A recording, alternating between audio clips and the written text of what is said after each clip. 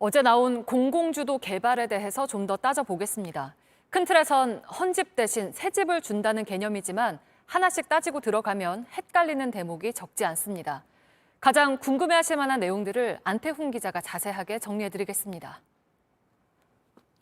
네, 우선 오늘 역세권의 빌라를 샀다면 새 집은 이렇게 받지 못하게 됩니다.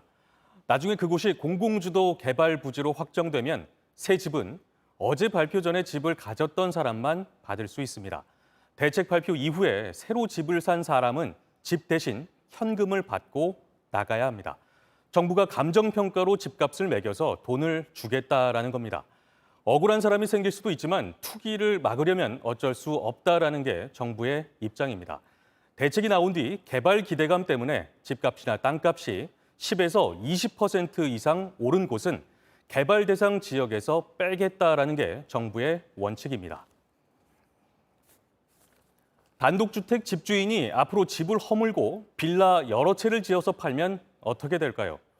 원래 단독주택 주인을 뺀 나머지 빌라 주인들은 아파트 입주권을 받을 수가 없습니다.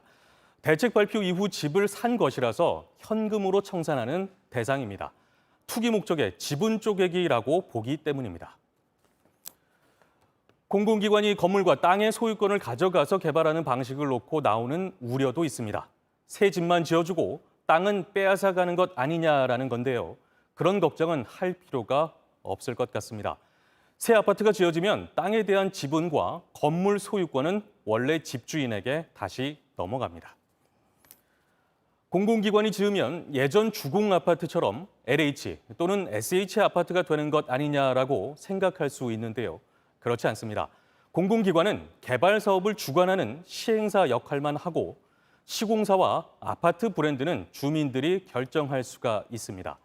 레미안, 자이, 힐스테이트처럼 민간 분양에 쓰는 아파트 브랜드를 그대로 쓸 수가 있다라는 얘기입니다. 네, 또 한 가지 조금 전 정부가 밝힌 소식 전해드립니다. 이번 대책으로 짓는 공공분양 아파트엔 청약통장 문턱을 낮추기로 했습니다. 지금은 청약저축과 종합저축을 부은 사람만 공공분양을 신청할 수가 있는데요.